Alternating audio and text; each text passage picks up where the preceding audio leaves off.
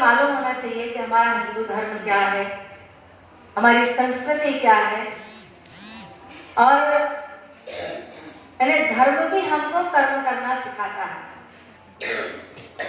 कि हमको कैसे कर्म करना चाहिए, कैसे जीवन जीना चाहिए, हमारी जीवन जीने की शैली कैसी होनी चाहिए, ये हमको अपना धर्म सिखाता है, अपने धर्मशास्त्र सिखाते हैं।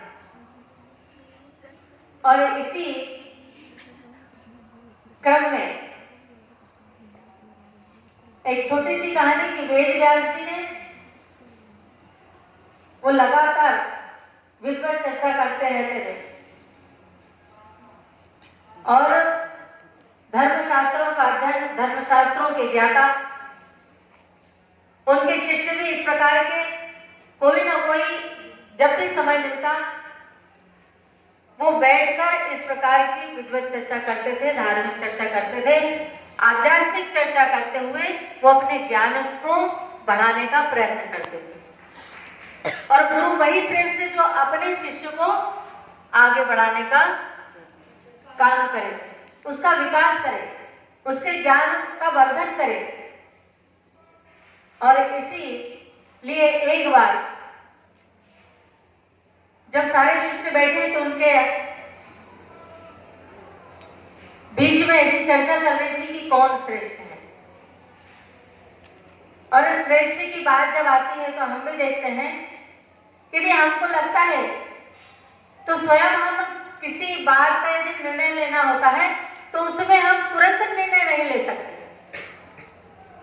निर्णय की जब बारी आती है तो हमको ऐसा लगता है कि किसी से पूछ लिया जाना चाहिए, कोई ना कोई हमारे जो बड़े हैं, बुजुर्ग हैं या हमसे श्रेष्ठ हैं, विद्वान हैं, ऐसे व्यक्ति को हम ढूंढते हैं और उसका समाधान हम चाहते हैं।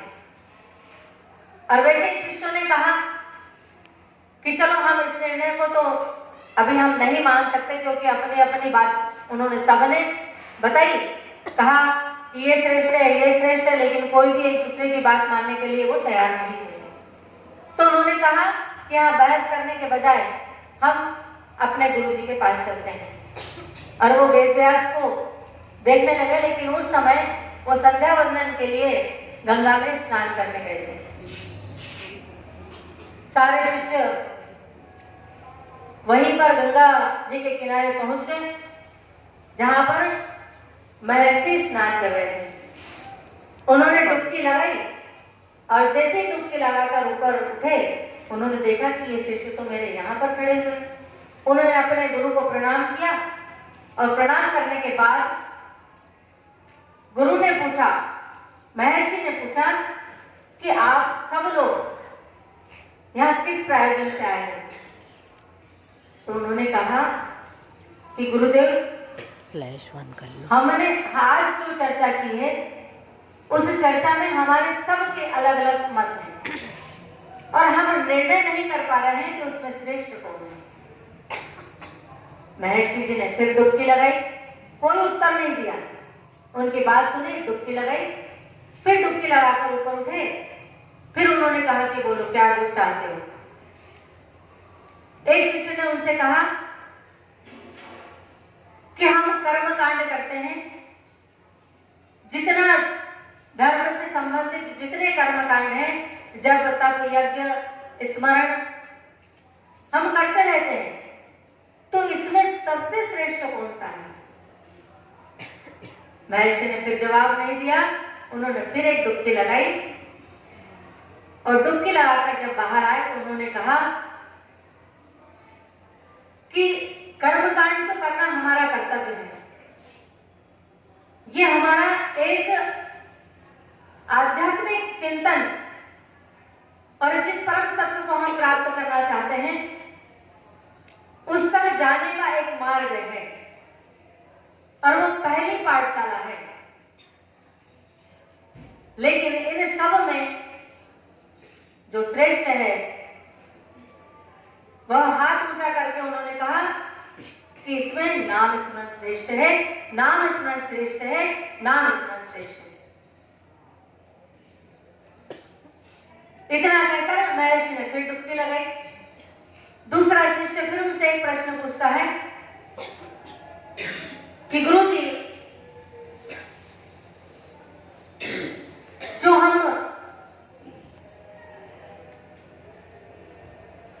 हमारे यहाँ पर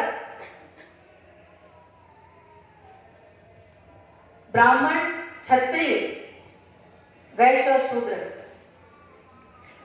ये 4 वर्ण हैं। और इन वर्णों में श्रेष्ठ कौन सा वर्ण है? फिर गुरु जी ने डुबकी लगाई। फिर उन्होंने डुबकी लगाकर हाथ ऊंचा करके उन्होंने कहा कि हम सब ब्राह्मणों को तो मानते हैं कि ब्राह्मण श्रेष्ठ है। शिष्य का भी यही कहना था कि ब्राह्मण को हम सब लोग, और आज की हमारी यही धारणा है कि हमारे जो ब्राह्मण कुल में जन्मे हैं वही ब्राह्मण श्रेष्ठ है। लेकिन जो 4 वर्ण हैं, उस 4 वर्णों में जो गुरु ने बताया, उन्होंने कहा कि 4 वर्णों में शूद्र जो है वही श्रेष्ठ है, शूद्र श्रेष्ठ है, शूद्र श्रेष्ठ है, ऐसा 3 बार उन्होंने कहा। और इसीलिए कहा कि हम जानते हैं, मानते हैं कि हमने कितने भी शास्त्रों का अध्ययन कर लिया है, कितना भी हमको ज्ञान प्राप्त हो गया है, लेकिन जो शूद्र है वो हरि का जन है। और इसीलिए उनको हरिजन हम कहते हैं। वह हरि के निकट है। क्यों हरि का निकट है? क्योंकि वह स्वच्छता करता है, और स्वच्छ करने वाला वो परम पिता परमात्मा है कि हमारे हृदय को, हमारी जितनी इंद्रियां हैं उनको बस में करके, और हमारे शरीर का मन, बुद्धि, चित्त, सबसे जो षड्रिपुओं को निकालकर मन को, चित्त को शुद्ध करने का प्रयत्न करता है। ऐसा हरिजन भी पूरे विश्व में या हमारी गंदगी को साफ करके, स्वच्छता करके, और वह अपने आप को श्रेष्ठ बनाता है, इसलिए वह श्रेष्ठ है। हम गंदगी करते हैं, जहां देखो वहां, अभी हम देख रहे हैं ना कि गंदगी यहाँ साफ करने वाला, लेट्रिन बाथरूम साफ करने वाला कौन है? वह पुरुष और स्त्री, वह नहीं देखता है। और आप भी उस बात को समझो कि वो एक बेटा भी आता है, बेटी भी आती है, लेकिन वो आपकी जो गंदगी है वह साफ करता है, जो हमको नहीं करवाना चाहिए। वो भी हमने अमर्यादित ढंग से जो वहां पर नहीं फेंकना चाहिए वो फेंका है। लेकिन एक पुरुष होकर भी वो लड़का हमको बताता है, दीदी देखो ये, और वो साफ करता है, तो हम किसको मानेंगे श्रेष्ठ? हम शूद्र को मानेंगे ना। तो गुरु ने ये कहा कि शूद्र श्रेष्ठ है। ऐसे ही जब तीसरे शिष्य ने कहा कि हम यहाँ पर पुरुष और महिला, यानी पुरुष और नारी, यहाँ पर 2 ऐसे लोग हैं, उसमें से आप बताइए कि पुरुष श्रेष्ठ है या नारी श्रेष्ठ है? गुरु जी ने फिर डुबकी लगाई और बड़े चिंतन के साथ में उन्होंने बताया कि यदि ब्रह्मा के बाद कोई सृष्टि का पालन करने वाली, रचना करने वाली, किसी व्यक्तित्व का निर्माण करने वाली यदि कोई तत्व है या कोई महिला है तो वह है नारी। और ब्रह्मा जी ने सृष्टि की रचना की, लेकिन उसके बाद जब जीवन का पहला कदम हमारा पृथ्वी पर पड़ता है या मृत्यु लोक में हमने जन्म लिया, तो वो मां की कोख से लिया। और ईश्वर को भी जन्म लेना पड़ा, तो वह कोई ना कोई ऐसी श्रेष्ठ माता के कोख से उनको जन्म लेना पड़ा।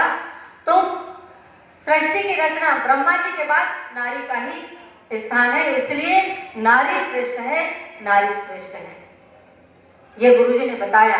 और हम वही अपने गुरु की प्रेरणा से और गुरु के आज्ञा से हम सब ये मानते हैं कि वास्तव में जो देखते हैं, प्रत्यक्ष अनुभव करते हैं, तो हम भी ये मानते हैं कि वही श्रेष्ठ होना चाहिए।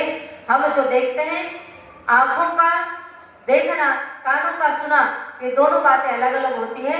इसलिए जो हमारा गुरु है, जिसको हमने सब कुछ माना है, जो गुरु तत्व को प्राप्त कर चुका है, जो भगवान का साक्षात्कार कर चुका हो, ऐसे गुरु की शरण में हम जाकर यदि ज्ञान प्राप्त करते हैं तो निश्चित ही हम उस परम तत्व को प्राप्त करने के अधिकारी होते हैं। इतनी बात कहकर वाणी को विराम। जय श्री राम। जय श्री राम।